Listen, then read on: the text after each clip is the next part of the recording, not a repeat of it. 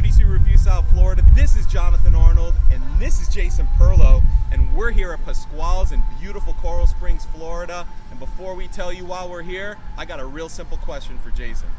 Jason, do you know where I can find real, legit New York-style pizza?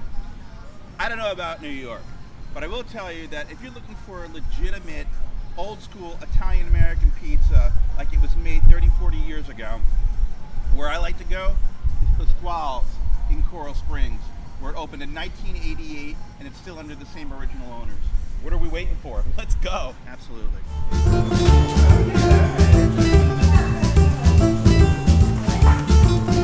with Brad, my buddy, Brad Culberson, who is a Florida native. Where are you from? Fort Pierce, Florida. Fort Pierce. Do you have any good pizza in Fort Pierce? No, it's usually Pizza Hut pizza in Fort Pierce or local Big Apples. Nothing really fancy. But since moving down here to Broward, there's some good pies down here. Yeah. So there's a lot of mythology about New York pizzas, right? Because there's a lot of people from up north. They come down here to live, and they're like, well, there's no good pizza in South Florida because, and what are the various things that they say? Most of it comes down to dough and water, which is nonsense. Just like any restaurant, I think it comes down to quality toppings, quality materials. A lot of places, any kind of restaurant, pizza places included, cut back on materials to save costs. The places that spend the money make the best pies. Yep. And it's also, people who have experience doing it over and over and over again. It's a repetitive process, and it has to get nailed. You have these ovens that have to be tuned to a certain temperature, and some ovens perform different than others depending on who made it and when it was made. Yeah, and one of the parts about the New York supremacy of pizza that's kind of annoying for a South Floridian is that when I grew up, every pizza place was owned by a New Yorker that had moved down to South Florida, trying to make a business, started selling slices and pies, and they're New Yorkers, but they make garbage pizza because they cut corners. That's right. It's going to happen with any business, and it's going to happen with any types of food. It happens with bagels, happens with Chinese food, all these things that New Yorkers expect that they want to be good because it's kind of like their comfort foods. They come down here, and just like any other business, these businesses are faced with economic issues. They got to pay employees. They have to, all these things that they have to buy to run a business. It all adds up. So it's a brutal thing. Yeah. Back to the point on water, though. I think a lot of people fail to realize that almost every pizza restaurant and restaurant in general is using RO water that's been treated, been cycled. It's the same chemical water as any other place in any other city in America. Yeah, and while there is artesian water in New York that comes from the Adirondacks, that's a closed system. So it's not like if you get it straight from, if you're just like in the northern parts of the city, in the Bronx and things like that, you might get, if you open the tap, you might on any given day perhaps get stuff that just came down from the system. But chances are it's going to be fed back in, and it's going to be recycled, and it's going to be just like the water we have here. It has to be purified. Right. I'm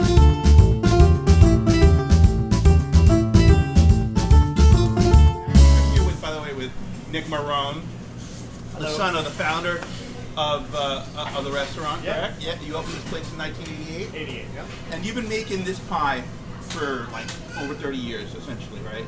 Since 74. Yeah. 1974. In New Jersey, yeah. In New Jersey. What part of New Tom's Jersey are you River. from? Tom's River. So we have legitimate New Jersey pizza DNA being injected into this restaurant. Okay? So that's the criterion here. So this is the original pie. Right. The one you've always made. Donovan, this is what I'm talking about. Right? So you have the low moisture mozzarella. It melts perfectly onto the sauce. You can see that it is perfectly cooked all the way through. There's Super thin. It's super thin, and there is no dough that's uncooked on this at all. Yeah. Now, let me ask you a question. We're going to talk a little bit about how pizza's made. Why is there such bad pizza in Florida to begin with? And frankly, there's good bad pizza in New York just as much too. I think ultimately it comes down to ingredients, what you use, and then skill level as well. How you prepare the dough, how you let it raise, and how you actually form the dough and apply the sauce and cheese. And it sounds simple, but there's a science to it, and there's an art to it, if you will. And my honest opinion is that the water has a slight difference. There is a difference, But to like the average person, Right. I don't think that they'll notice it. If you did like a blind test with my pizza versus a comparable slice in, or even if I made the pizza in New York and I made it here, I don't think it would be that much. It won't be that much to tell from. These are Baker's fried ovens. They have the stone in here. And Baker's Pride still makes ovens today? Oh yeah, these are from the '80s period. That's when we bought them. Every 10 years they make a new generation oven, and Interesting. So you stuck with the Baker's Pride from the 80s oven. You didn't want to upgrade. Is there a specific reason? that's just what we're used to. Yeah.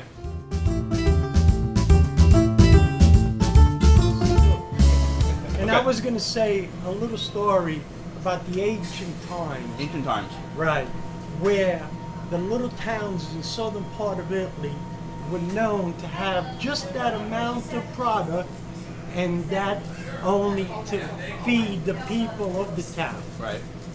One time, the owner left the son in charge that he fell ill. So he knew that he only had so much flour to work with. Right. In the end of the day, that he did everything that the dad taught him, he basically made a mistake by leaving an extra dough into the mix. Okay. And when he popped in the following morning, where the father came back, Right. said, "Where's the profit?" He couldn't tell him that the dough was still into the machine. So without letting the father know, each day he took a little piece of that dough and he added it into the mix.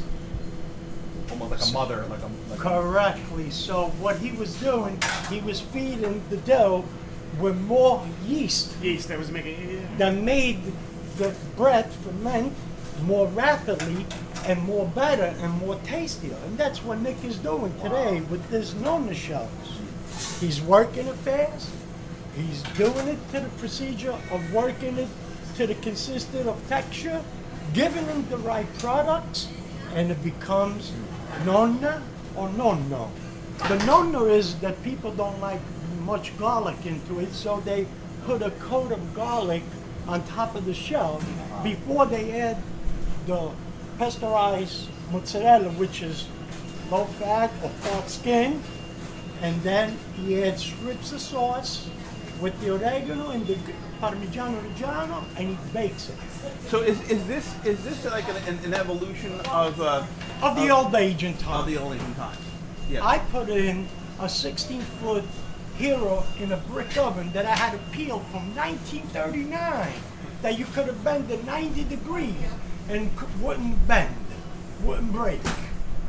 But I happened to find a way to slip it off and make that column that we had to run into Brooklyn, out into the street, turn the peel, put the bread on top of the crates, go back, turn the peel, put the bread on top so we can rotate that loaf to cook evenly the way he does with this. Now you introduced these pizzas in New York Yes. years and years ago. Which Nonna and Nonna, which is grandma and Nonna. And grandma's the one with all the garlic on it. No, the Nonna likes the garlic. Nonna the likes grandma likes the fresh mutz. Oh, okay. And the fresh basil. Okay. And we're gonna try both of those today. Yes. And you see that Nick is going to introduce you ancient time of texture and goodness. Excellent. beautiful. Glad to have you over here.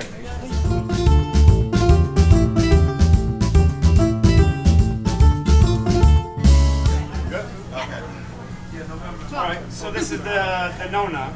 Look at all this garlic that you're putting on this. I'm gonna put a nice garlic base on the pipe. That is a lot of garlic, man. Now, this is a blind baked crust, right? Right. So you proof the dough.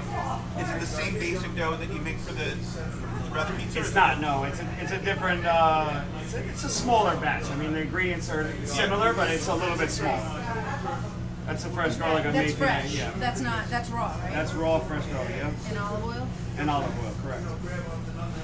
So you proved this and you blind baked it, and now you have a tomato sauce, which is also different than your standard tomato sauce, right? The sauce on this pie is our standard pizza Oh, it is? sauce. Okay. Yep. Okay, so it's really the fresh garlic that separates this. Because we definitely noticed It the makes garlic. this. It makes the sauce taste sort of sweeter. Yeah. Yeah. It's garlicky. And garlic. Yeah, and garlic. And this is a low moisture. This is a part skim and a whole milk combination. Oh, okay. So it's both. You got both types of cheeses combined in that. So there's very little sauce under the cheese. Right. That's just so when you bar bacon, you just put a little bit so You're it just doesn't burn. flavoring. Yeah. Just You're just flavoring the dough. so yeah for the texture of the dough. Right. Now you got these stripes of sauce that you're putting on top. This is the pizza sauce and striped. So when it's baked, you're gonna get this really cool sort of like striped cheese pattern on the Right. top. It actually tasted very saucy, even though there's very little cheese sauce under the cheese. All that sauce on top. Yeah, you won't really, Really taste flavors it it nicely. underneath. You'll just taste it on top. You know, you really can't find this style of pie that easily either in New York or New Jersey anymore. This is something that I think they had this in the 1940s or something. It's more closer to a focaccia than it is Right. a traditional American pizza. But the flavor on it is incredible. I mean, if you're not ready for the garlic, it smacks you right in the face.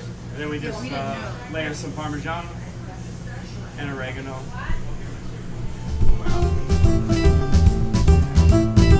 All right. So we have the two new pies. Right. Now, we talked about the history of these pies a little bit earlier, but let's go over it again. So these are pies that were introduced in New York decades ago, and you're kind of bringing them back, Right. with help Yeah. from one of your friends from New York. Exactly. This one is the Nonna. This one has a garlic, brushed garlic on the dough. A lot of garlic. A lot of garlic, yeah. We like to use Okay. fresh garlic and the mozzarella, and then stripes of pizza sauce, and then oregano and Parmesan on top. And then this is the grandma pie, same crust with a cooked plum tomato sauce, Like a margarita? like a margarita, yeah, exactly, with the fresh mozzarella and then a little bit of basil on Now, it. both of these crusts are blind baked, kind of like focaccia. Exactly. A Yeah. little bit thinner than ours, the same, yes. A lot there, yeah. A lot thinner. Which are we trying first? Well, I Okay. mean, You went right for the garlic. I went right for the garlic. Oh, that's my The amount of garlic in this is, I gotta say.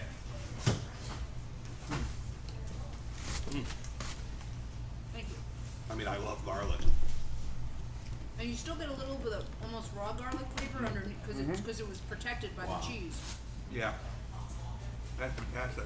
It's a nice crisp crust though, Oh, it's great. not gooey in the middle. No, I mean you can see it's cooked all the way through. Yeah.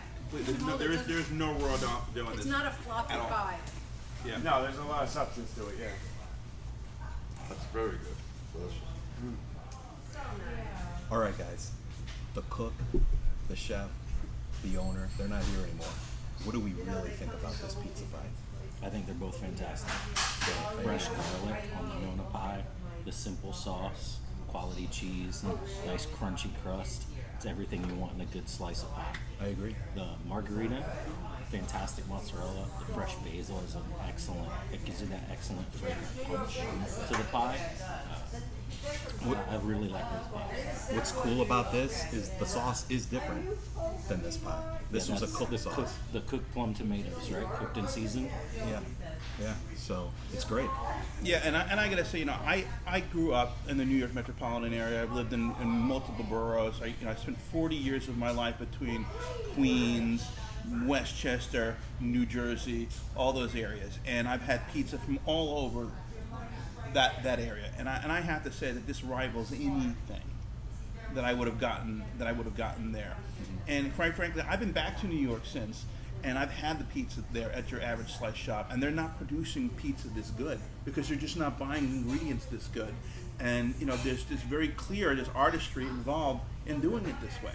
And it's very clear to me that Florida can make pizza as good as anywhere else in the country, let alone New York. So are we agreeing on something here? Is this a New York pizza, a Florida pizza, or is this just a damn good pizza? It's a damn good pizza. Yeah, It's a period. damn good pizza, It's a damn period. good pizza. Yeah. Yeah, yeah. Excellent. This is awesome.